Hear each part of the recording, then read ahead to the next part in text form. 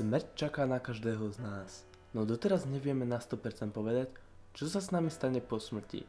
Dnes som si pre vás pripravil top 5 najznámejších teórií o posmrtnom živote. Vrátite sa ako zviera.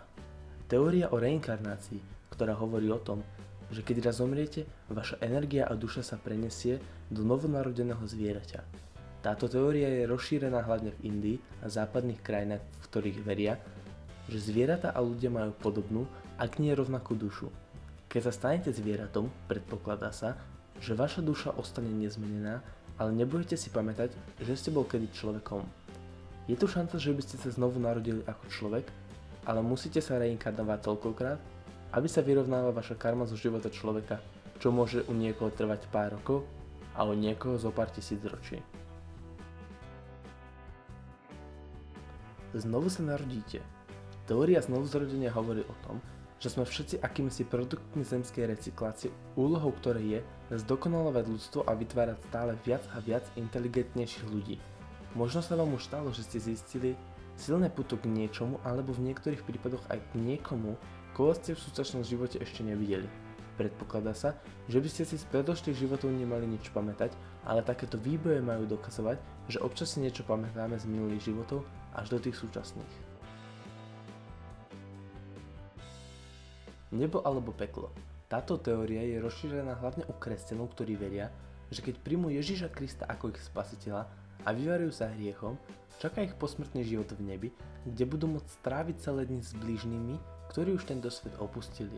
Na druhej strane tí, čo neverili v Ježiša Krista, tí budú poslaní do pekla, čo by mala byť najhlbšia horiaca diera na svete, kde budú mučení deň čo noc.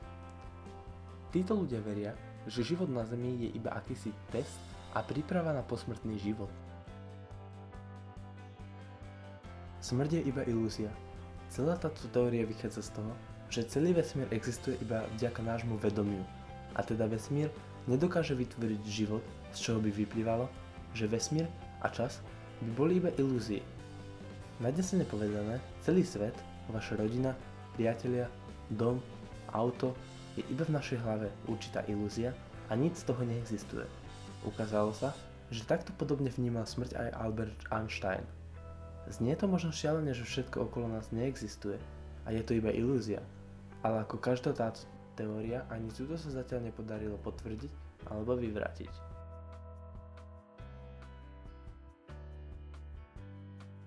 Nič. Posledná teória je najmenej spirituálna a hovorí o tom, že nás nečaká žiadna reinkarnácia alebo posmrtný život, ale jednoducho nič.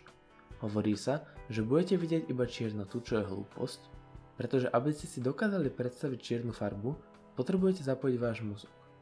Proste nebudete vidieť úplne nič. Bude to presne ako predtým, keď ste sa narodili. Proste nič. Taktiež si neuvedomíte, že ste vôbec umreli. Napríklad zaspíte a proste už nikdy v živote nič nezažijete. Ale celý svet naokolo bude pokračovať naďalej. Tak toto bol zoznam top 5 najrozšírenejších posmrtných teórií. Prosím, rešpektujte názory iných ľudí na túto tému, nie je dokázané, ktorá je správna. Keď ste noví na tomto kanáli a téma vás zaujala, môžete sa prihlásiť k odberom, aby vám neušlo ďalšie video. A taktiež, keď máte nápad na ďalšie top 5 video, môžete ho napísať dolu do komentárov, budem iba rád. Váš Otomo.